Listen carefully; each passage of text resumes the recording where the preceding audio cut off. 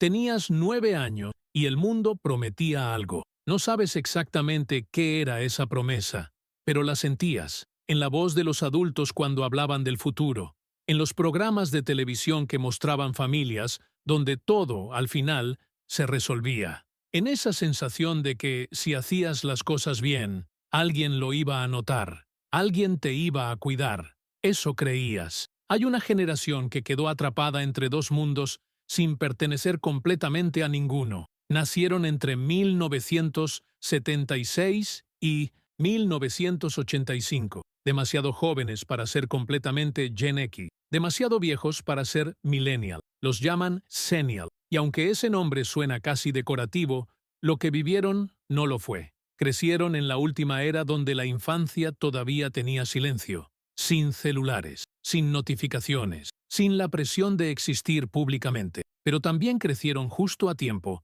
para ver cómo ese mundo tranquilo colapsaba, uno después del otro, sin explicación y sin aviso. Y algo en Puentes entonces, ellos cambió, algo que todavía no han terminado de entender. Piensa en esto un momento. ¿Cuándo fue la última vez que confiaste en alguien completamente? No a medias, no con esa parte tuya que ya está calculando la salida de emergencia, sino de verdad, sin red.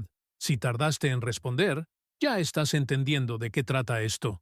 Los Xennials aprendieron a confiar en una época donde confiar todavía parecía razonable. Sus referentes eran estables, al menos en apariencia. Los maestros tenían autoridad. Los padres tenían certeza. Las instituciones funcionaban como fondo de pantalla, siempre ahí, siempre predecibles. Y entonces llegaron los 90, no de golpe. Eso es lo más importante. No fue un colapso dramático que se pudiera señalar con el dedo. Fue una erosión lenta. Un desencanto que se fue acumulando en capas, como polvo sobre una mesa que nadie limpia. Vieron a sus padres perder empleos que eran para toda la vida. Vieron promesas políticas disolverse antes de que terminara el noticiero. Vieron amistades que parecían irrompibles romperse por razones que nunca terminaron de comprender del todo. Y el cerebro, que es una máquina de sobrevivencia antes que cualquier otra cosa, fue tomando nota.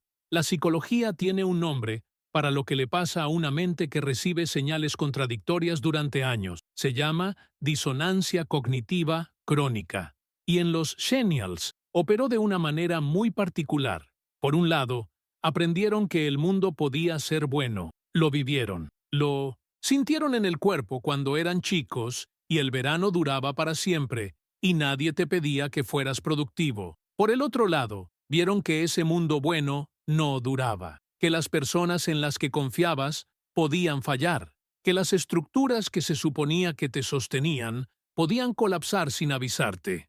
Entonces, la mente hizo lo único que sabe hacer cuando no puede resolver una contradicción. Aprendió a vivir con las dos cosas al mismo tiempo, a creer en la posibilidad de la confianza y a no ejercerla del todo, nunca del todo. Eso es lo que muchos Xennials llevan adentro. No cinismo, eso sería más fácil. El cínico ya decidió, ya cerró la puerta, ya no espera nada, y en esa decisión hay, paradójicamente, una forma de paz. Lo que llevan los Xennials es más difícil que el cinismo. Es la esperanza que no se puede apagar completamente, combinada con la guardia que tampoco se puede bajar del todo. Quieren creer, siguen queriendo, pero esperan, casi sin darse cuenta, la señal de que fue un error hacerlo. Hay algo más que pasa en silencio y que casi nadie nombra. Muchos Xennials desarrollaron una habilidad extraña, la habilidad de leer el ambiente antes de que nadie dijera nada,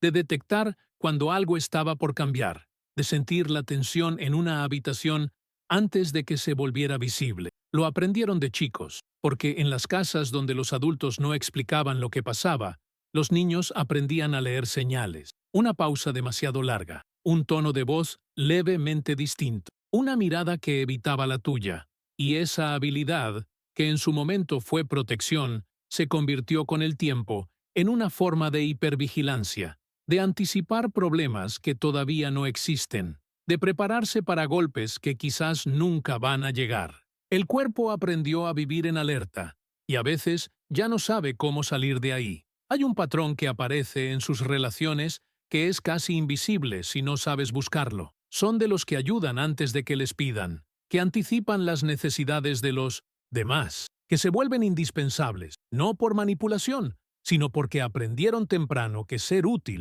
era la forma más segura de ser querido. Y al mismo tiempo, son de los que rara vez piden, que minimizan lo que necesitan, que dicen, estoy bien, con una naturalidad tan perfecta que ellos mismos a veces se lo creen. La psicología llama a esto hiperautonomía defensiva. No es independencia, es la independencia que aprendiste porque depender de otro resultó peligroso. Es la autosuficiencia que no elegiste, sino que construiste como respuesta a algo.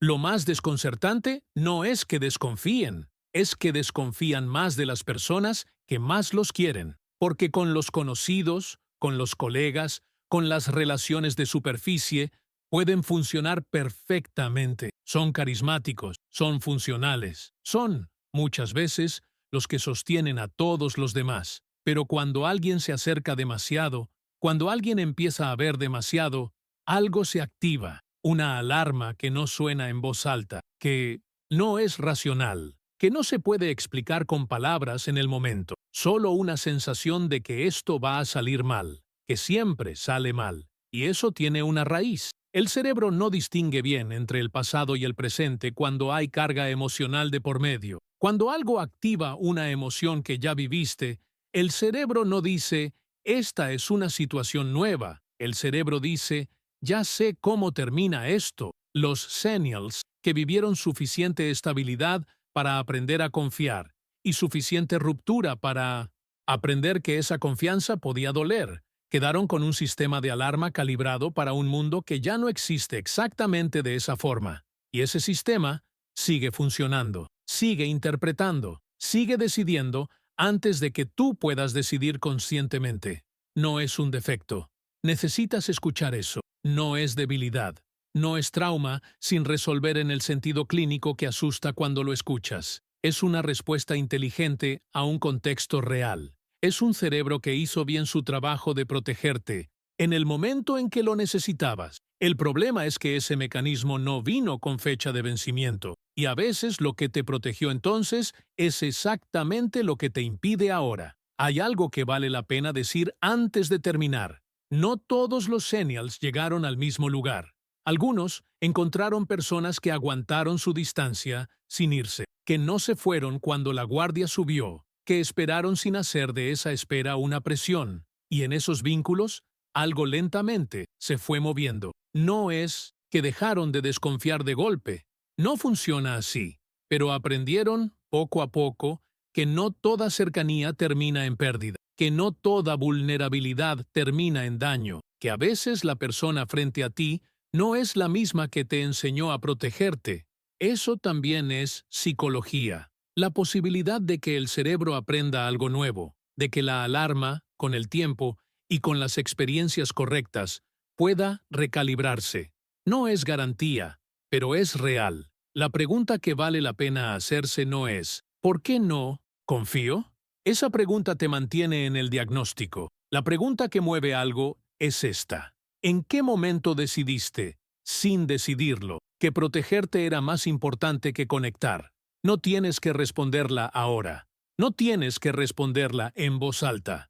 Pero si algo de lo que escuchaste hoy resonó en algún lugar que reconoces como tuyo, esa pregunta ya está trabajando. Y eso, a veces, es suficiente para empezar. Si este video te hizo pensar en alguien que conoces o en una parte de ti mismo que no habías nombrado así todavía, compártelo. No como consejo, como reconocimiento. A veces la persona que más lo necesita es la que menos lo va a buscar.